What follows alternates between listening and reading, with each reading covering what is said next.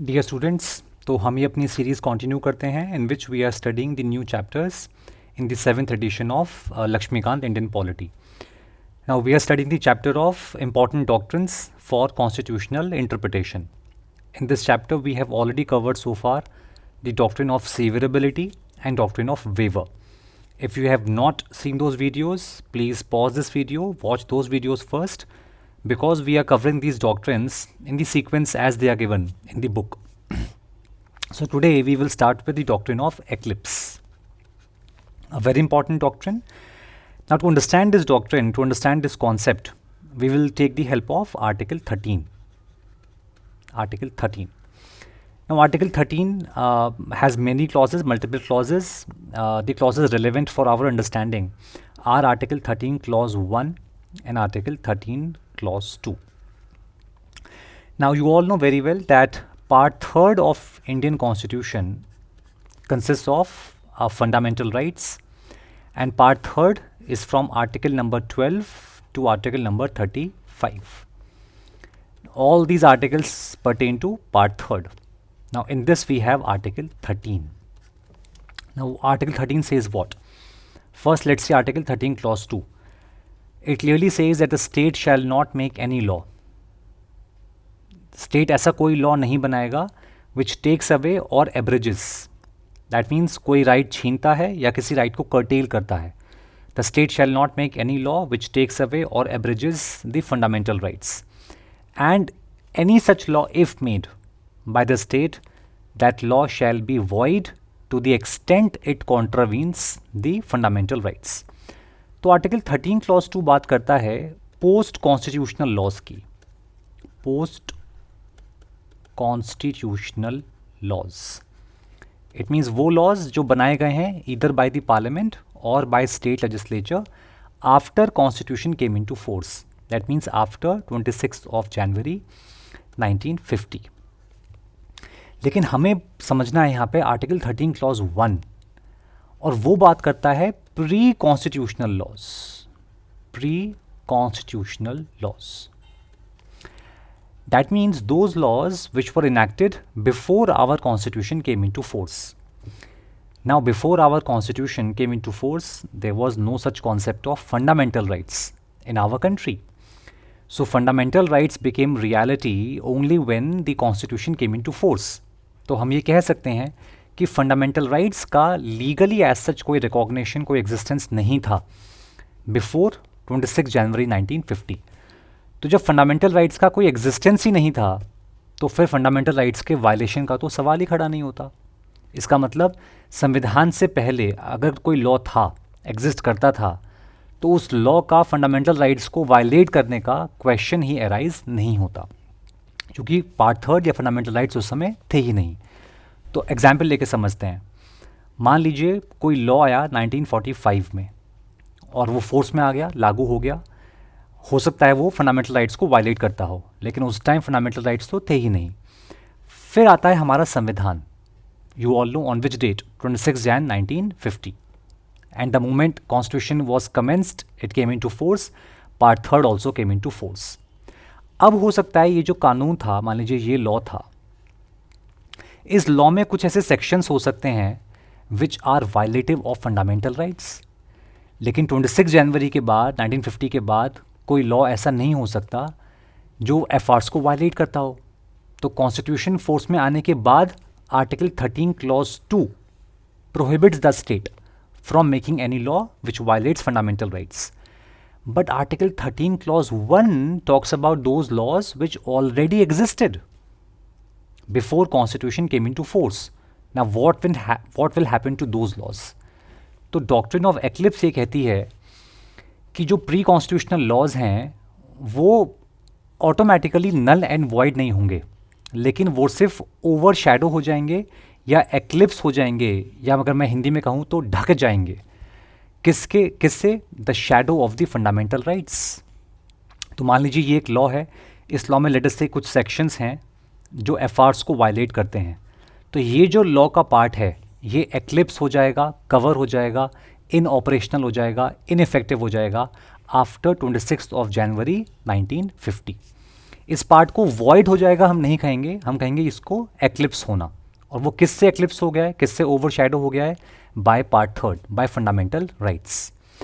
Now there is a possibility, so imagine that we have a constitution, we have constitution, इसमें we have part third, इसमें we have part third.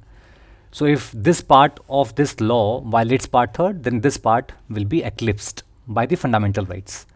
Now what if tomorrow Parliament uses its amending power and Parliament amends part third?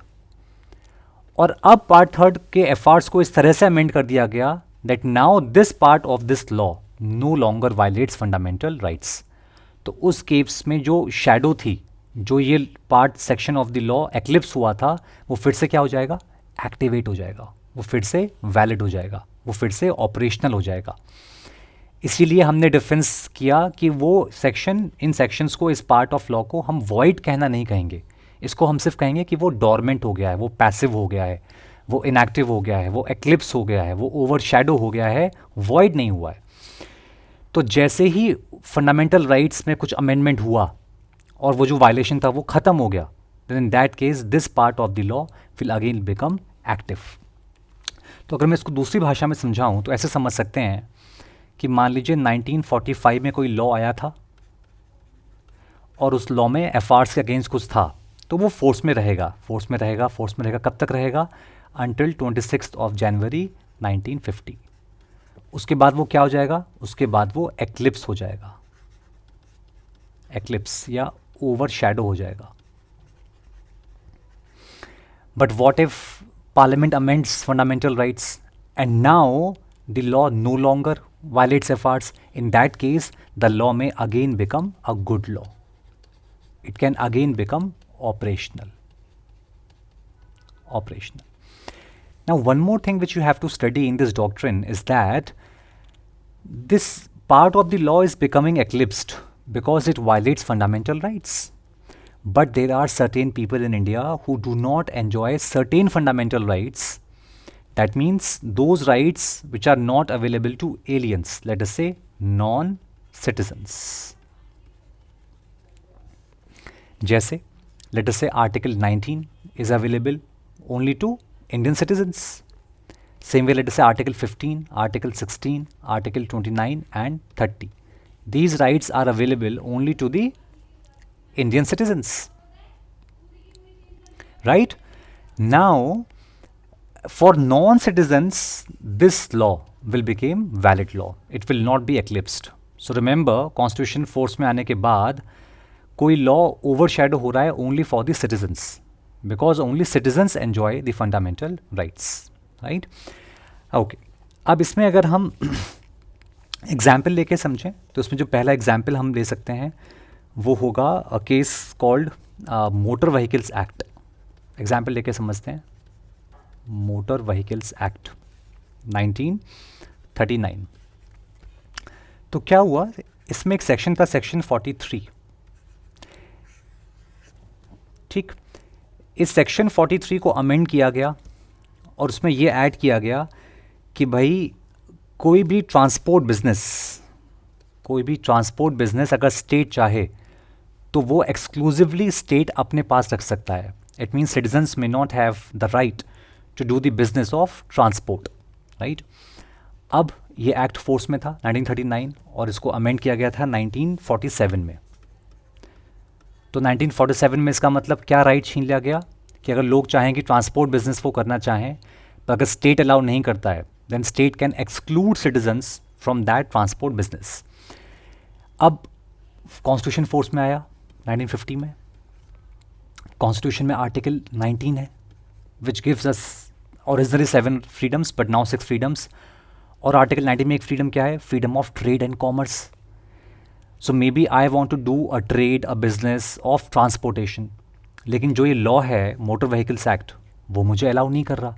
इसका मतलब ये act मेरे fundamental rights को क्या कर रहा है? वायलेट कर रहा है. तो बिकॉज ये एक्ट आर्टिकल 19 को वायलेट कर रहा था, तो इसका जो ये सेक्शन था इस लॉ का, मान लीजिए एक जो पार्ट था, वो पार्ट क्या हो गया? वो पार्ट एक्लिप्स हो गया. दैट मीन्स वो इनवैलिड हो गया, वो इनऑपरेटिव हो गया। अब सिचुएशन क्या होगी, पार्लियामेंट लेकर आएगी फर्स्ट कॉन्स्टिट्यूशनल अमेंडमेंट एक्ट 1951 और इससे वो अमेंड करेगी आर्टिकल 19 को। और आर्टिकल 19 क्लॉज 6 में वो एक एक्सेप्शन ऐड कर देगी कि भाई citizens freedom of trade and commerce is subject to any restrictions imposed by the state and the state can exclude citizens from certain business, trade और such activities।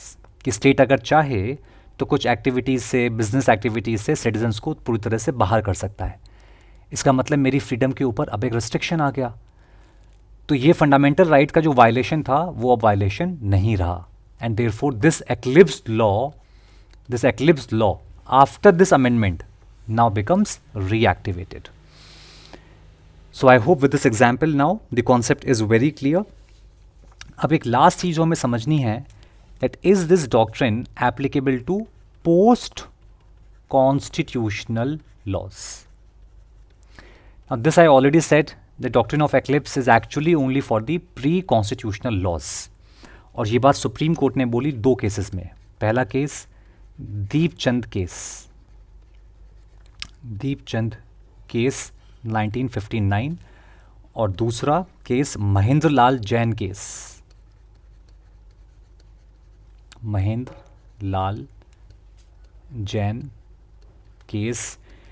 1962। इन दो cases में सुप्रीम कोर्ट ने clearly कहा कि भाई doctrine of eclipse is applicable only for pre constitutional laws, not for post constitutional laws. But जो तीसरा case हुआ उसमें सुप्रीम कोर्ट ने अपनी ओपिनियन चेंज कर ली, and that was the Ambika mills case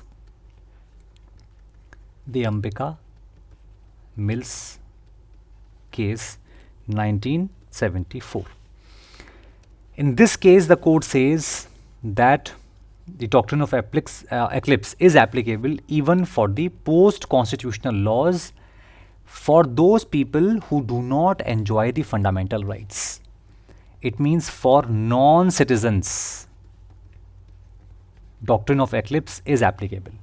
इसको ऐसे समझो कि मान लो एक लॉ है, ये कोई लॉ है, ठीक है, ये मान लो हमारा कॉन्स्टिट्यूशन ऑफ इंडिया है, कॉन्स्टिट्यूशन ऑफ इंडिया, इसमें फंडामेंटल राइट्स गिवन है। तो अगर ये लॉ बनाया गया है after constitution came into force, then अगर वो एफआर्स को वायलेट करता है, then this law will be called as void ab initio. Void ab initio means ऐसा कोई लॉ जो शुरुआत से ही नल एंड वॉइड है। एब initio means from the beginning, from the very Inception, from the very start. तो शुरुआत से ही उसको वॉइड माना जाएगा, जो कि 13 क्लॉज 2 क्लियरली कहता है कि स्टेट ऐसा कोई लॉ नहीं बना सकता विच takes away or एब्रिजेस fundamental rights. तो कॉन्स्टिट्यूशन के बाद कोई लॉ ऐसा बना है तो वो वॉइड एब इनिशियो है, राइट। लेकिन ये क्यों है वॉइड एब इनिशियो? क्योंकि वो एफआर्स को वायलेट करता है। लेकिन एफआर्स तो कुछ लोगों को अवेलेबल नहीं है, जैसे कुछ नॉन सिटीजन्स को फंडामेंटल राइट्स, कुछ फंडामेंटल राइट्स अवेलेबल नहीं है, जो हमने ऑलरेडी बोला, जैसे आर्टिकल 15, 16, 19, 29 एंड 30। तो जिन लोगों को फंडामेंटल राइट्स अवेलेबल नहीं हैं, उनके लिए पोस्ट कॉन्स्टिट्यूशनल लॉज क्या हो जाते हैं? Valid. And therefore post constitutional laws में भी डॉक्ट्रिन ऑफ एक्लिप्स एप्लीकेबल है, but only for whom? Only for the non citizens. So I hope with this doctrine of eclipse is very clear, and I will see you in the next class with the next doctrine. Until then, keep studying.